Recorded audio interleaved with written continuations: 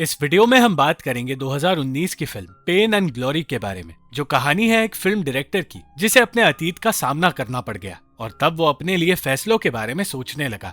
Salvador मालियो Spain का एक मशहूर फिल्म डायरेक्टर है, पर कुछ सालों से वो शारीरिक और मानसिक तकलीफों से जूझ रहा है और इसी वजह से वो अपने अतीत को याद करने लगा। साल्वाडोर अपनी माँ जसिंता के साथ एक गांव में रहा करता था और अपना बचपन खुशी से जी रहा था।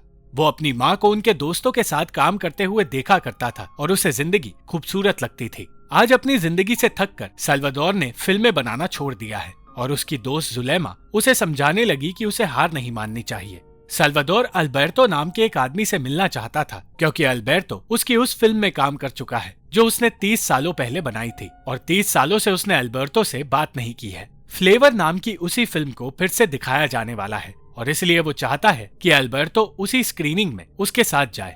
इन बातों के बीच साल्वाडोर अपने बचपन को भी याद कर रहा था और उसे वो दिन याद आया जब सबको पता चला कि साल्वाडोर एक अच्छा सिंगर है और स्कूल के सिंगिंग ग्रुप में उसे गाने का मौका मिला। सिंगर होने की वजह से साल्वाडोर एक ऐसा स्टूडेंट बन गया जिसे बिना कोई एग्जाम दिए पास कर दिया जाता था। साल्वाडोर की असली पढ़ाई तब हुई जब वो फिल्में बनाने लगा और अपनी फिल्मों को दुनिया तक पहुंचाते हुए उसने दूसरे देशों के बारे में सीख लिया। दर्द और बीमारियों की वजह से उसने शरीर के बारे में पढ़ लिया और शरीर के अलग अलग हिस्सों की सर्जरी होने से उसे हर एक हिस्सा समझ आ गया। साल्वाडोर को अल्बर्टो का पता मिल गया था और वो अपनी फिल्म फ्लेवर के बारे में बात करने उसके घर पहुंच गया। अल्बर्टो समझ नहीं पाया कि 30 सालों बाद साल्वाडोर उसके पास क्यों आया है। 30 सालों पहले उस फिल्म के प्रीमियर पर अल्बर्टो को आने की इजाजत नहीं मिली थी, पर आज साल्वाडोर चाहता था कि फ्लेवर के नए प्रीमियर पर अल्बर्टो भी आए क्योंकि उनकी फिल्म अब एक महान क्लासिक फिल्म मानी जाती है। अल्बर्टो हमेशा से ड्रग्स लिया करता था और इसी वजह से साल्वाडोर उससे नफरत करने लगा था, पर आज साल्वाडोर खुद अल्बर्टो के घर ड्रग्स लेने आया है ताकि उसका सर दर्द कम हो और ये देखकर अल्बर्टो हैरान हो गया। ड्रग्स लेने के बाद नशे में साल्वाडोर को फिर से अपना बचपन याद आया। 1960 में साल्वाडोर अपने माता पिता के साथ एक शहर जा रहा था। जसिंता इस फैसले से खुश नहीं थी क्योंकि उसे अपने बेटे के साथ स्टेशन पर रहना पड़ रहा था। वो उस वक्त साल्वाडोर से कहने लगी कि वो नहीं चाहती साल्वाडोर अपने पिता की तरह एक सैनिक बने, वरना उसे भी ऐसी ही जिंदगी जीनी पड़ेगी। साल्वाडोर उस वक्त हॉलीवुड की बातें कर रहा था और अगली सुबह अपने माता पिता के साथ वो स्पेन के एक छोटे से शहर में अपना घर ढूंढने लगा। जसिंता को पता चला कि उनका नया घर असल में एक गुफा है और ये जानकर वो बुरी तरह परेशान हो गई। नादान साल्वाडोर को ये घर मजेदार लग रहा था, पर जसिंता को शर्मिंदगी और डर का सामना करना पड़ रहा था। जसिंता अपने पति की मजबूरी भी समझती थी, इसलिए उसने वादा किया कि वो इस घर को बेहतर बनाएगी।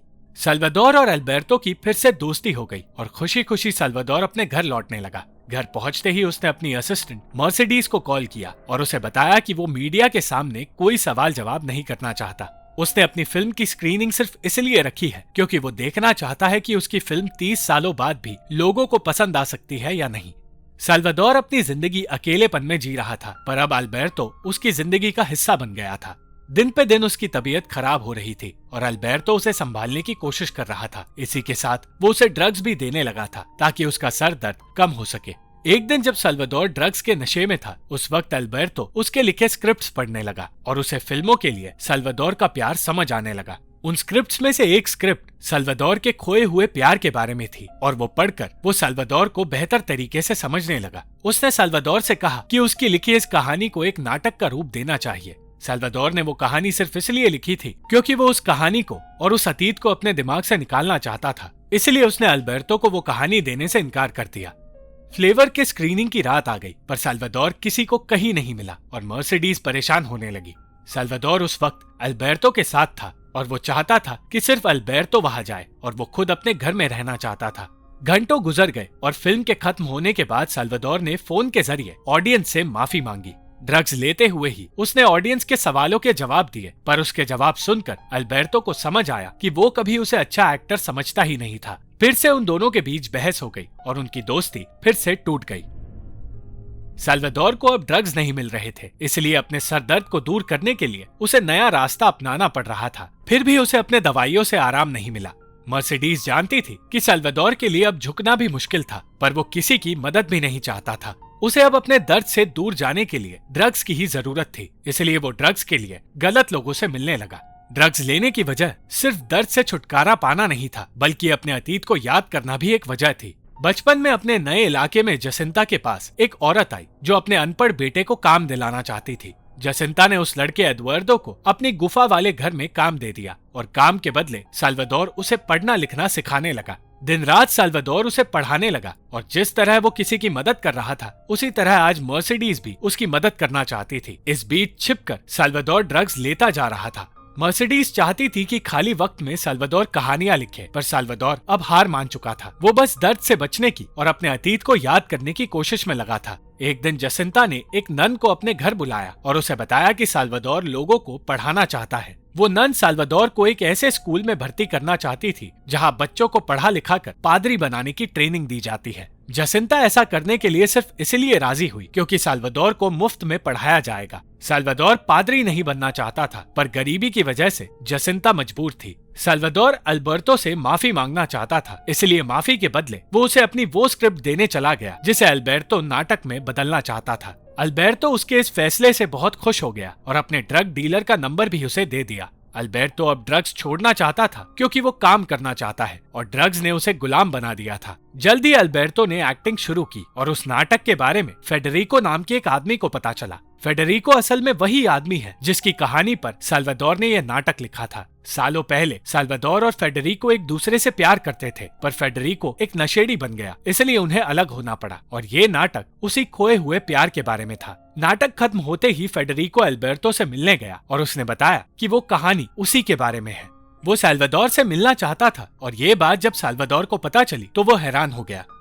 जल्द ही साल्वाडोर और फेडरिको की भी बात हुई और साल्वाडोर को पता चला कि फेडरिको उसके घर के पास ही है, मगर उसके सामने आने से डर रहा है। उन दोनों ने उसी रात मिलने का फैसला किया और तब साल्वाडोर ने ड्रग्स लेने से अपने आप को रोक दिया।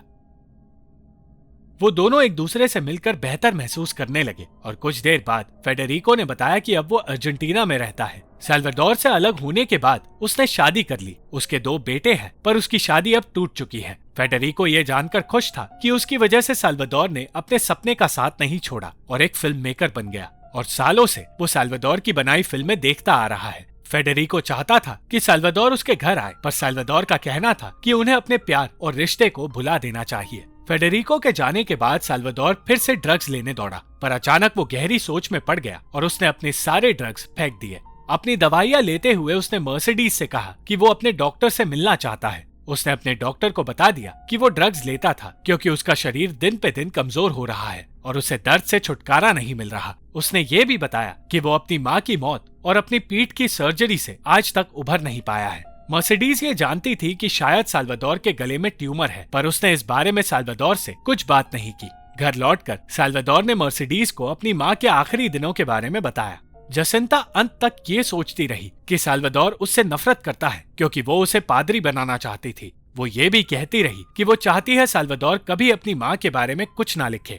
मौत के कुछ दिनों पहले जसिंता ने कहा कि साल्वाडोर अच्छा बेटा नहीं बन पाया क्योंकि उसे पादरी बनाने के फैसले की वजह से वो उससे बदला लेने के बारे में सोचने लगा था। साल्वाडोर ने समझाया कि ऐसा कुछ नहीं था और वो सिर्फ काम में बिजी था, इसलिए उसे वक्त नहीं दे पाया।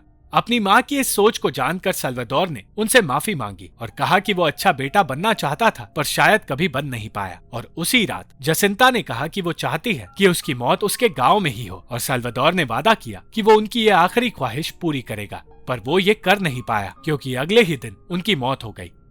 4 सालों पहले हुई इस बात का पछतावा आज तक साल्वाडोर को तकलीफ दे रहा है। कुछ दिनों बाद मर्सिडीज साल्वाडोर के लिए आई चिट्ठी पढ़ने लगी और तब उन्हें एक ड्राइंग मिली जिसे देखकर साल्वाडोर हैरान हो गया क्योंकि साल्वाडोर को याद आया कि वो वही ड्राइंग है जो सालों पहले एडवर्डो ने बनाई थी।